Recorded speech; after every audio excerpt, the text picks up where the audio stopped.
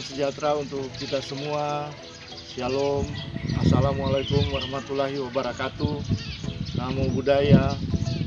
Salam kebajikan. Om Swastiastu. Saya Eron. Saya seorang tour guide dari HPI Sulawesi Utara. Dari Tanah Minahasa, saya akan memperkenalkan kepada Bapak, Ibu, Saudara-saudari sebuah situs budaya dari zaman megalitik, yaitu peti kubur batu yang orang Minahasa sebut Waruga.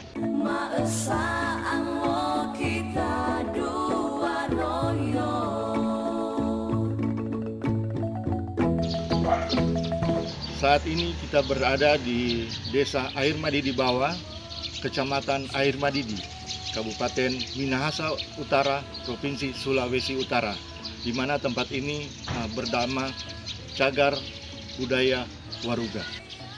Waruga adalah peti kubur batu di zaman leluhur orang Minahasa. Waruga terdiri dari dua kata. Yang pertama kata wale yang berarti rumah, dan ruga yang berarti badan yang hancur. Jadi waruga itu berarti rumah untuk badan yang hancur.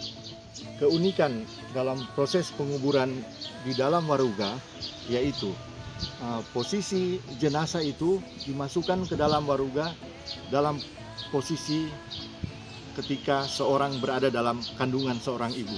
Jadi kedua kaki ditekuk menyentuh dagu dan kemudian dimasukkan ke dalam waruga. Pemahamannya adalah bila mana posisi datang seperti di dalam kandungan ibu, demikian juga posisi meninggal, posisi kembali ke alam baka itu harus seperti itu. Jadi posisinya pada saat datang ke dunia dan pergi ke dunia lain itu harus sama. Secara umum, waruga itu terdiri dari dua bagian. Yang pertama itu bagian badan atau wadah, biasanya berbentuk segi empat atau kubus. Yang kedua itu bagian atap. Bagian atap ini adalah bagian tutup, itu menyerupai rumah, menyerupai atap rumah yang umumnya berbentuk limas. Bentuk wadah atau badan dan penutup waruga ini memberi kesan bahwa waruga ini adalah sebuah bangunan rumah.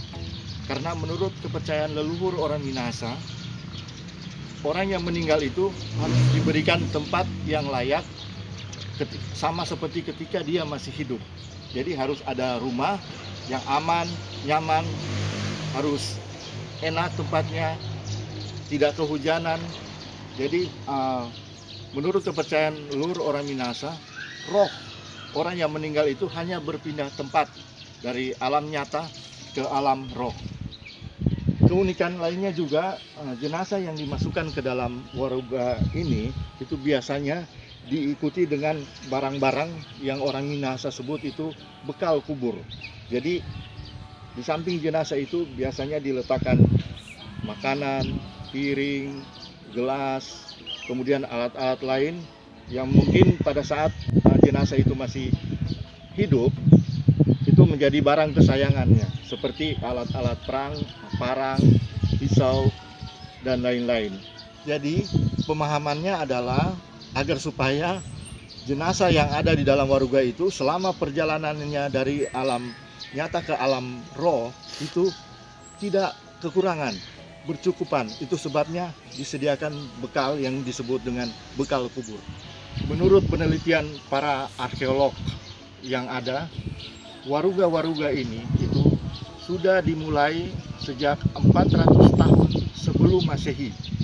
Dan yang terakhir kali digunakan itu tercatat di tahun 1908. Nah, menurut penelitian juga para arkeolog bahwa satu waruga ini ternyata digunakan sebagai kuburan untuk satu keluarga. Nah, itu terbukti di waruga ini terdapat nama-nama siapa-siapa saja yang dikuburkan di dalam waruga ini. Untuk waruga ini ada 5 orang karena tercatat ada 5 nama di sini. Di akhir abad ke-19 di tanah Minahasa pernah terjadi suatu wabah yang namanya wabah kolera yang menyebabkan banyak orang yang meninggal pada saat itu. Nah, setelah diteliti oleh pemerintah Belanda, pemerintah kolonial Belanda pada saat itu, ternyata penyebabnya datang dari dalam kuburan. Karena Waruga itu digunakan sebagai kuburan untuk keluarga. Nah, karena seringnya Waruga itu dibuka, dimasukkan jenazah, ditutup lagi, dibuka lagi, dimasukkan jenazah, ditutup lagi, sehingga menimbulkan celah antara badan dan penutupnya. Nah, karena pada saat itu banyak sekali orang yang meninggal, jadi pemerintah Belanda waktu itu menghimbau agar supaya masyarakat yang lain itu yang tidak kebagian dikubur di jenazah itu ditanam di dalam tanah. Nah, seiring juga pada saat itu agama mulai masuk, ada agama Kristen masuk, agama Islam juga masuk. Mereka juga mengajarkan bahwa sebaiknya penguburan itu dilakukan di dalam tanah. Nah, mulai saat itu juga leluhur orang Minahasa meninggalkan kebiasaan menguburkan di dalam Waruga, berpindah ke menguburkan jenazah di dalam tanah. Keunikan lain juga yang ada pada Waruga yaitu terdapat pola hias ya, yang bervariasi.